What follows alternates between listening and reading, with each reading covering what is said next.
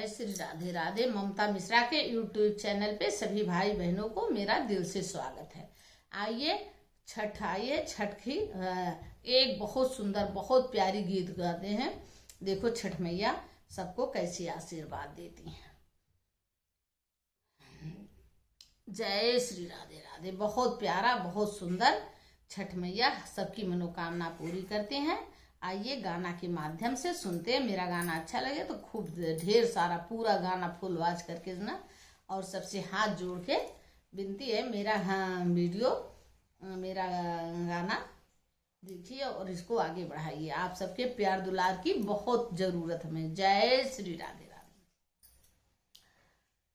समना महीना के बीतते भदवना के लगते भदवना के लगते हो बहिनी आई गए छठिया व्रतवा सबई बहिनी व्रत करे सबई बहिनी पूजन करे हो कैली ही 16 सिंगरवा तो भीटावा पहुँच गई भीटावा पहुँच गई हो बहिनी कुश से साजाई है भीटवा तो चाऊ की वारी तो चाऊ की बनाई हो बहिनी तेह पर बैठी छठी मैया मनाही मुसे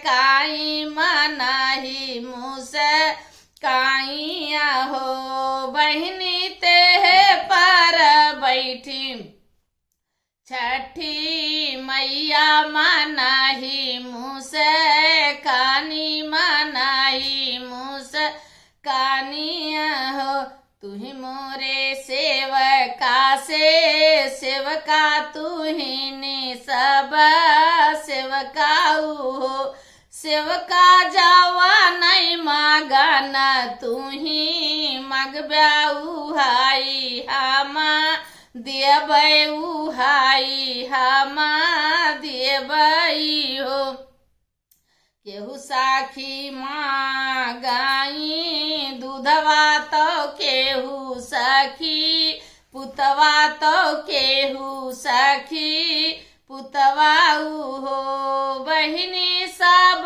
सखी मांगे आई बात तो छठी मुसे कानिया हो बहिनी रोई रोई मांगत है बाझनिया चरवा हमारा सुनाया चरवा हमारा सुन बाटे हो मैया सब ही बझनिया गो हो रामैया चरवा हमारा सुन भैया चरवा हमारा सुन भय हो इतनी बाचन सुनी मैया तो माने मुसे कानी तो माना मुसे कानिया हो सेवका विधि से सारा मोर पूजनवा हम सब कै मनसा पूरे करबै सब कै मनसा पूरे करबै।